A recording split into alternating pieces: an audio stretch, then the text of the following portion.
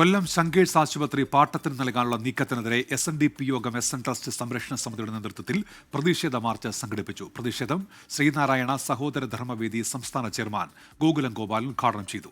SNDP യോഗം general secretary Vellappally നടേശന്റെ കോലം കത്തിക്കാനുള്ള ശ്രമം പോലീസ് തടഞ്ഞത് വാക്കേറ്റത്തിന് കാരണമായി. SN ട്രസ്റ്റിന് കീഴിലുള്ള കൊല്ലത്തെ പ്രമുഖ ആശുപത്രിയാണ് ശങ്കേഴ്സ്. SN ട്രസ്റ്റ് സ്ഥാപകൻ R. ശങ്കറുടെ സ്മൃതി മണ്ഡപം സ്ഥിതി ചെയ്യുന്നതും ഇവിടെയാണ്. കഴിഞ്ഞ കുറേ നാളുകളായി ശങ്കേഴ്സ് തൊഴിൽ തർക്കങ്ങൾ ഉൾപ്പെടെ വിവാദങ്ങളുടെ നിഴലിലായിരുന്നു.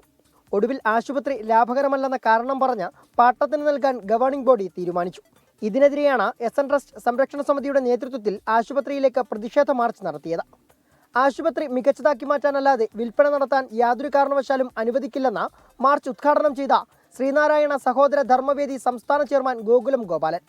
മഹാനായ R. ശങ്കറിന്റെ പേരിലുള്ള സ്ഥാപനത്തെ നാമാവശേഷമാക്കാനുള്ള ഗൂഢനീക്കത്തിന്റെ ഭാഗമാണ് ശങ്കേഴ്സ് ഹോസ്പിറ്റൽ നഷ്ടത്തിലാക്കി കാണിച്ച് പുറത്ത് കമ്പനിക്ക് നടത്തിപ്പവകാശം നൽകാൻ നീക്കം തുടങ്ങിയിട്ടുള്ളത്.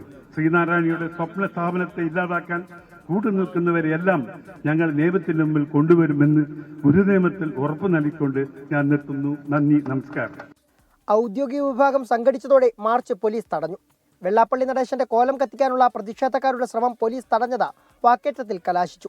പ്രതിഷേധത്തെ പോലീസിനെ ഉപയോഗിച്ച് തടയാനുള്ള ശ്രമം വെള്ളാപ്പള്ളിയുടെ ഭീരുത്വമാണ് പ്രകടമാക്കുന്നതെന്ന് ഗോകുലം ഗോപാലൻ 24-നോട്. അങ്ങനെ ഉണ്ടെങ്കിൽ അത് വെള്ളാപ്പള്ളി നടേശന്റെ ഭീരുത്വമാണ്. അത് മനസ്സിലായി, ഞാൻ അതേ കണക്കാക്കുന്നുള്ളൂ.